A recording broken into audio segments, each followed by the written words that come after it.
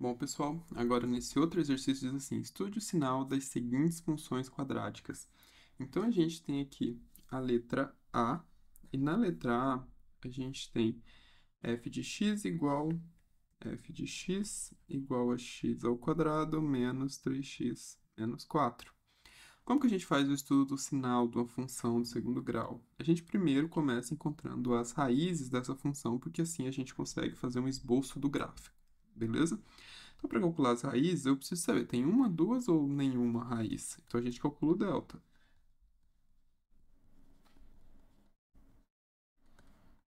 O valor de B aqui é menos 3, o valor de A é 1 e o valor de C é menos 4 nessa função. Então, o nosso delta é 9, menos com menos dá mais, 4 vezes 4, 16, delta é 25. Então, os valores de x1 e x2 são dados por,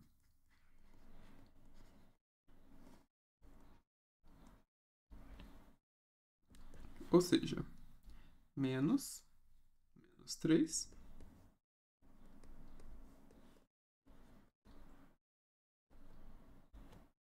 Agora, a gente tem que menos com menos dá mais, então a gente tem 3, mais ou menos raiz de 25, que é 5, dividido por 2.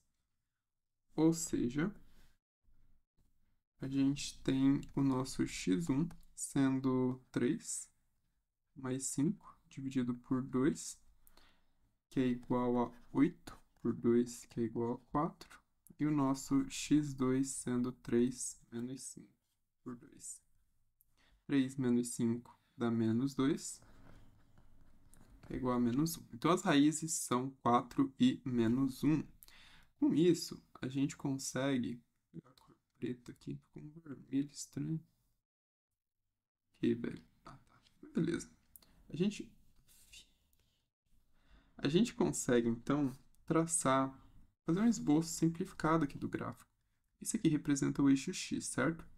Esse daqui vai representar o eixo y. As raízes do meu gráfico é menos 1. Vou colocar... Ixi. Vou retirar esse y daqui. Vai ficar menos 1 e 4. Essas são as raízes da minha função do segundo grau. Com cavidade voltada para cima ou voltada para baixo? Eu sei disso através do coeficiente A. Se o coeficiente A for um número positivo, para cima. Um número negativo, para baixo. É um número positivo, é o número 1. Então, cavidade voltada para cima. Certo? E com isso, fazendo essa análise em relação ao eixo y, que vai, sei lá, poderia estar aqui, né? A gente tem que a nossa função ela é sempre negativa aqui, porque os valores negativos do eixo y estão aqui, certo? Então, ela assume valores negativos no intervalo entre menos 1 e 4, 0, onde é menos 1 e 4, e ela assume valores positivos quando for maior, ou quando for menor do que menos 1, ou maior do que 4. Então, qual é o conjunto solução aqui nesse caso? Conjunto solução é o conjunto de valores x pertencente aos reais. Eu estou procurando... ele não estou procurando nada, ele está só falando estude, né?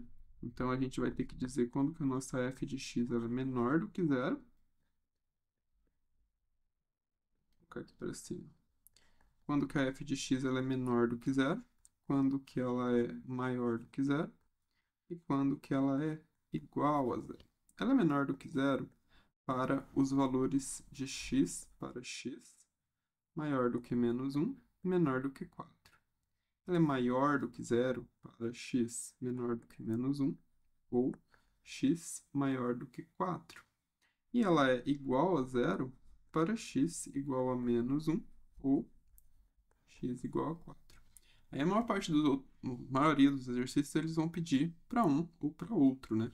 Não vão pedir para os dois assim. Não vão pedir todos os casos assim.